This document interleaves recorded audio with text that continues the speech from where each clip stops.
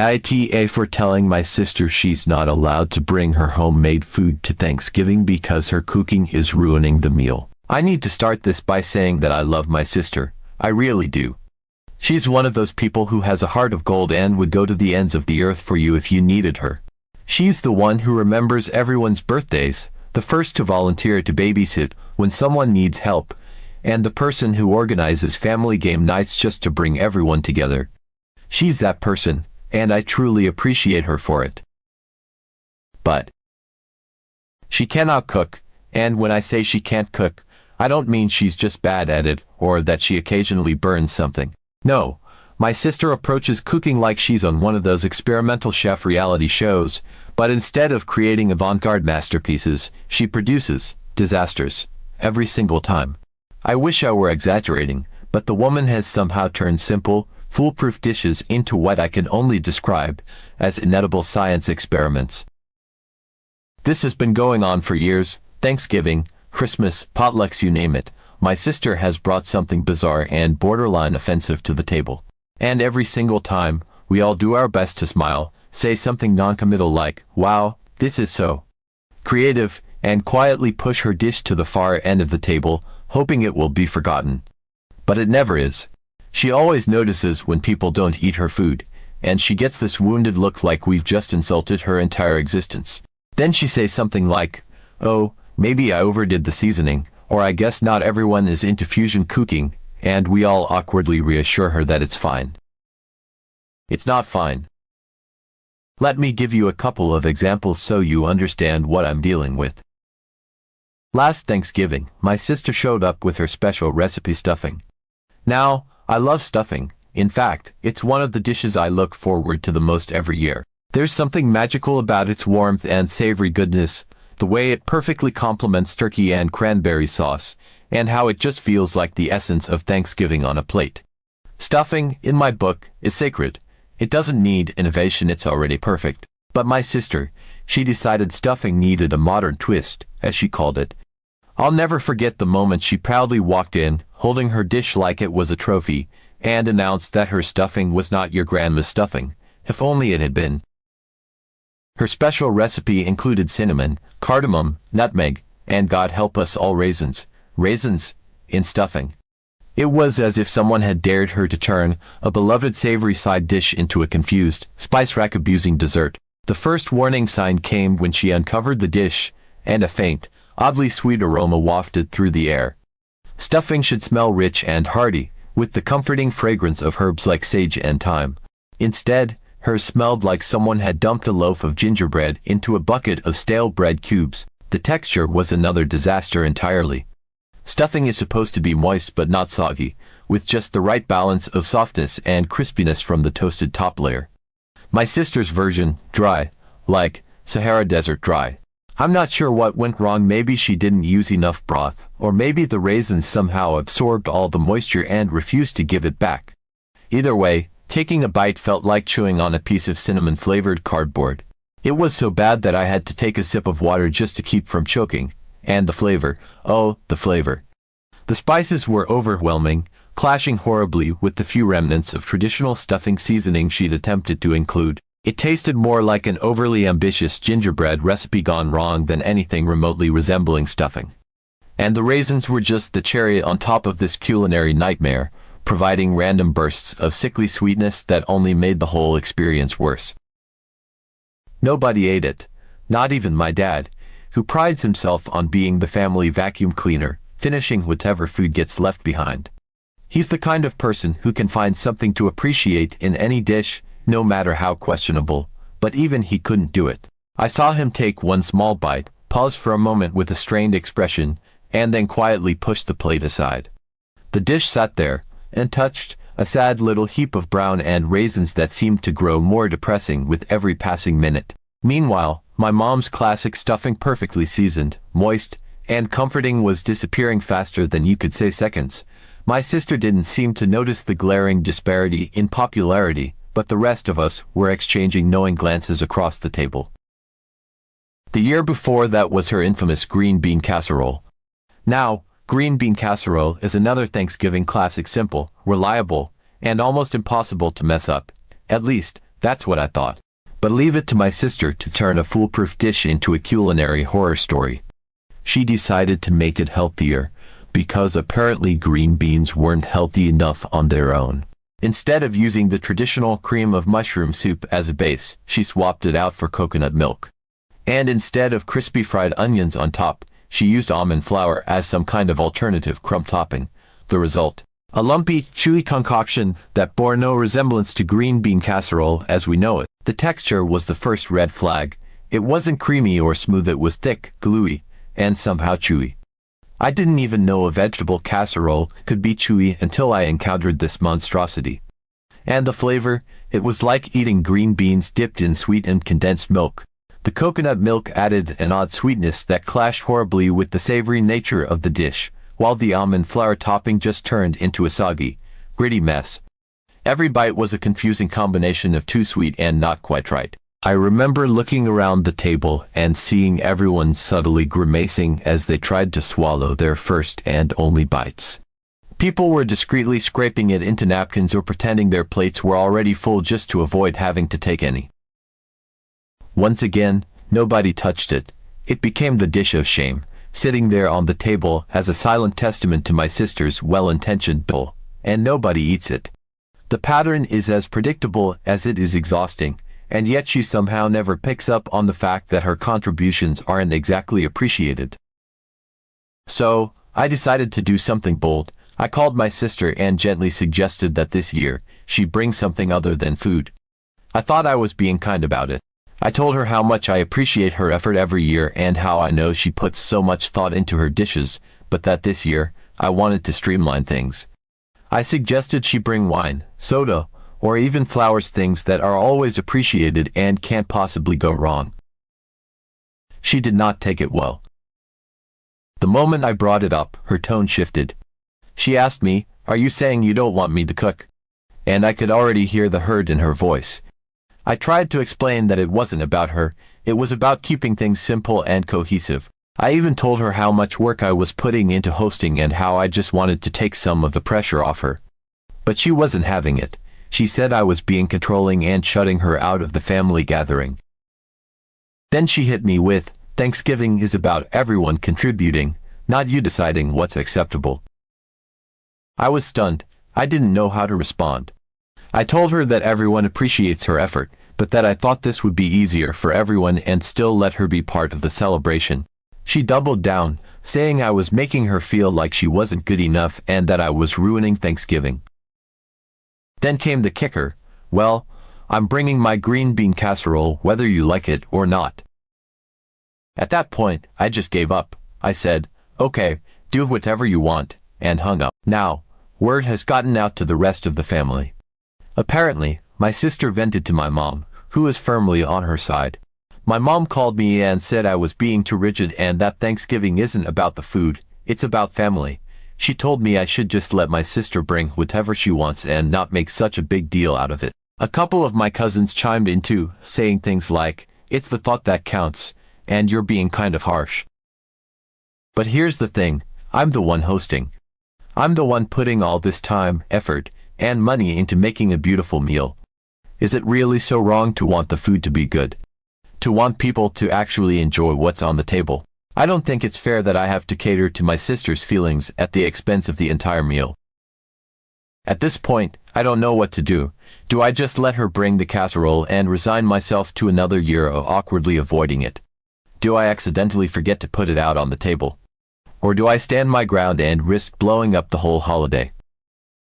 I feel like no matter what I do, someone's going to be upset. Am I really the bad guy here?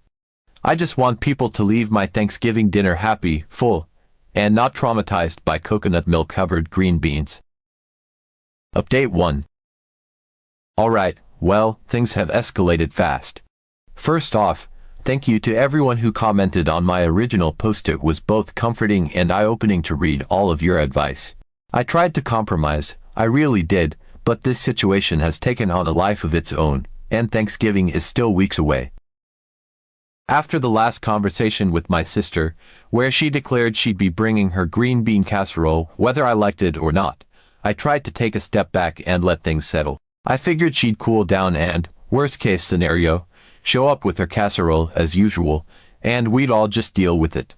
But things didn't settle. In fact, they've gotten worse, and now I feel like I'm starring in a reality show called Thanksgiving, the host's nightmare. It started a few days after that initial call. My sister was being unusually quiet in our family group chat, which normally lights up this time of year with everyone sharing plans and coordinating who's bringing what. I chalked it up to her being upset with me and thought, fine, maybe some space will do us both good. But then I started hearing things through the grapevine. First, my mom called me. She wasn't outright scolding me, but she was definitely team sister. She started saying things like, "You're overthinking all of this, and it's just one dish, let it go." I stayed calm and explained again that I didn't want to offend my sister. But I also didn't want her to feel pressured to experiment in the kitchen when it hasn't worked out in the past. That's when my mom dropped a bombshell. "Oh, she's been working hard on something special. You're going to love it. She's calling it her Thanksgiving surprise." Thanksgiving surprise, alarm bells went off in my head. This was the same woman who once put diced mango in mashed potatoes because she thought savory and sweet was trending. I pressed for more details, but my mom clammed up, saying she didn't want to ruin the surprise. She told me I was being too rigid and that I needed to let people contribute in their own way. I was about to drop it when she accidentally let something slip. My sister's recent grocery haul included canned oysters and edible glitter. I think my soul left my body for a moment. That night, I called my husband and vented for a solid 20 minutes about canned oysters and glitter. He tried to be supportive, but even he was clearly at a loss for how to respond. His suggestion, just make extra mashed potatoes, not exactly a solution, but I appreciated the effort. Then things got worse. A few days later, my cousin sent me a screenshot from the family group chat, the real family group chat. You know, the one I wasn't invited to, because why would the person hosting Thanksgiving need to be part of the conversation about Thanksgiving, right? Anyway, the screenshot revealed exactly what I'd feared. My sister had gone full steam ahead with her plans for the Thanksgiving trio experience. In fact, she'd been using the chat to rally support, hyping up her creations as though she was a contestant on Top Chef. She kept saying this trio was her way of elevating Thanksgiving and introducing the family to new culinary horizons. I don't even know where she gets this language from. She sounds like she's auditioning for a Food Network special instead of contributing to a family potluck. Apparently, she's been putting a lot of effort into making the trio the main event. According to her, it's not just about the dishes. It's about the experience.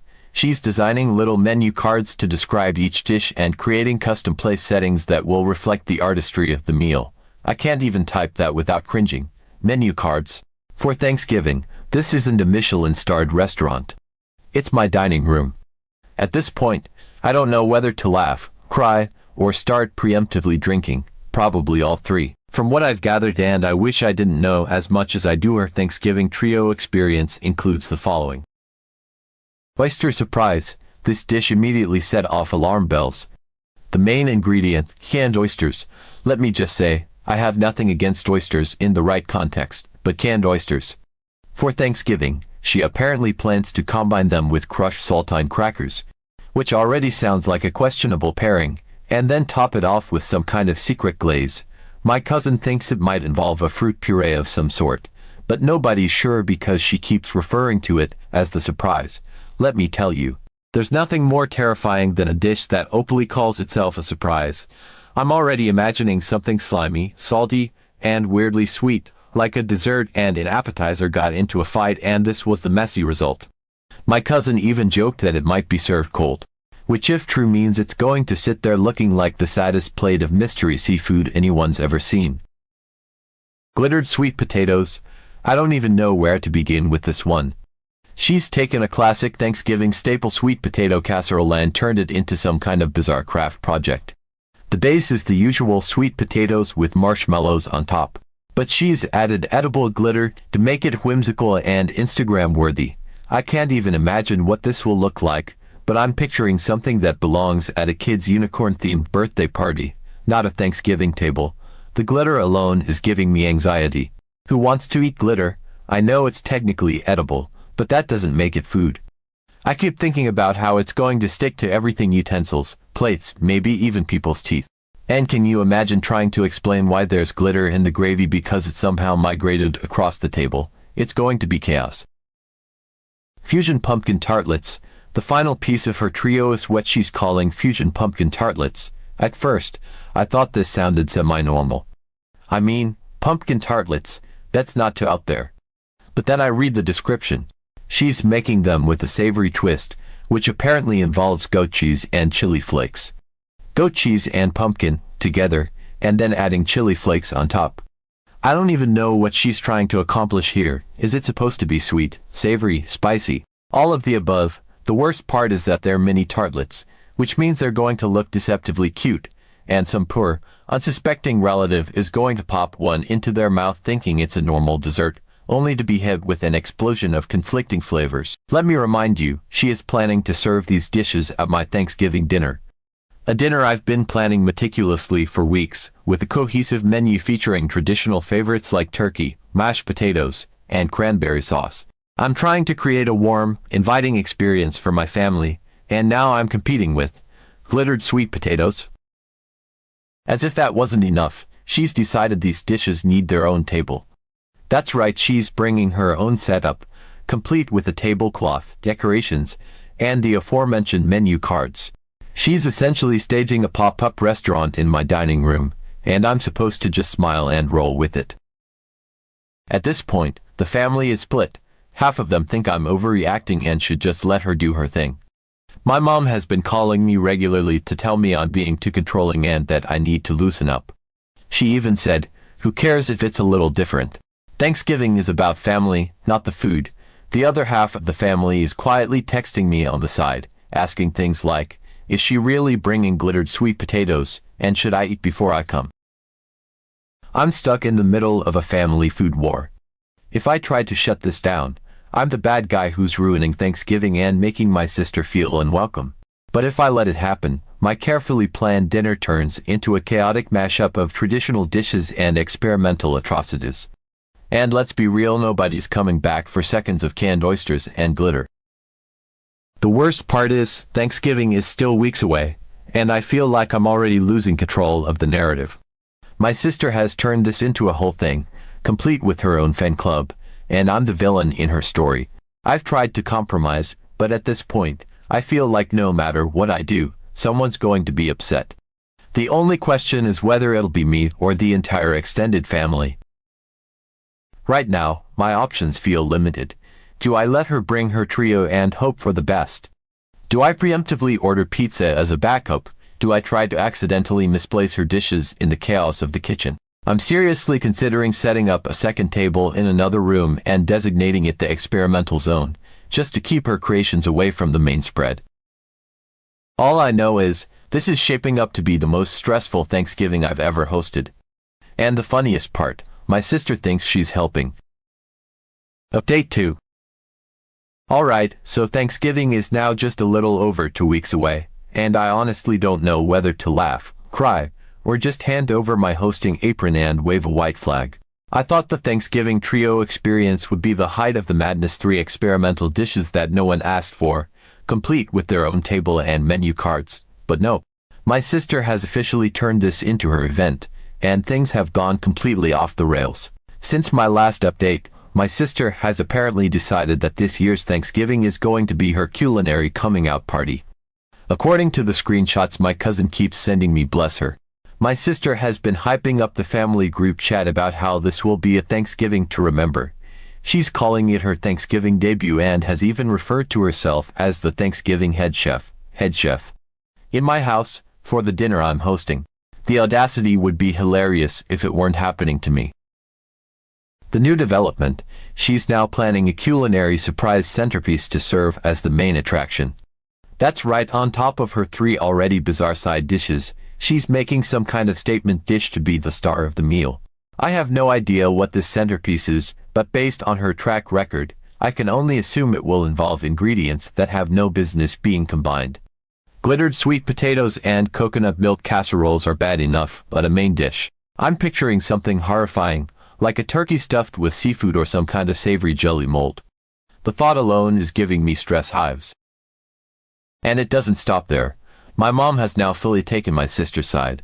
She texted me privately to suggest that I step back this year and let my sister shine. She thinks my sister is just so excited about her contributions and that we should let her have her moment. Apparently, my mom is convinced that if we humor her this one time, she get it out of her system and stop experimenting on the family in the future. But let's be real, this isn't going to be a one-time thing. If we let her hijack Thanksgiving now, she'd be pulling this stunt at every holiday until the end of time. What really got me, though, was when my mom hinted so casually that maybe I should focus on decorations and drinks instead of the food. Decorations and drinks, for the Thanksgiving dinner I'm hosting. It's clear what's happening here. My mom is trying to gently hand the reins to my sister without actually saying it. She thinks this is a compromise. Meanwhile, I'm sitting here wondering why the person with a proven track record of turning classic dishes into disasters is the one being handed the metaphorical chef's hat. At this point, I feel completely stuck. If I push back, I'm the villain who's ruining my sister's big moment and turning Thanksgiving into a family feud. But if I let her take over, I'm essentially giving up on the nice, cohesive dinner I've been planning for weeks and subjecting everyone to her culinary experiments. And let's be honest, there's no way she's going to stick to a cohesive theme. My carefully planned menu of turkey, mashed potatoes, and cranberry sauce is going to be gate-crashed by glittery side dishes and whatever monstrosity she has planned as a centerpiece. And it's not just my mom. Other family members are starting to chime in, too. A few people in the group chat are openly cheering her on, saying how fun and creative her ideas sound. One of my aunts even said she's looking forward to trying something new, easy for her to say, since she's not the one hosting. On the flip side, I'm still getting side texts from the more reasonable family members who are quietly horrified. My cousin sent me a message that just said, "I heard glitter turkey, please tell me this isn't real."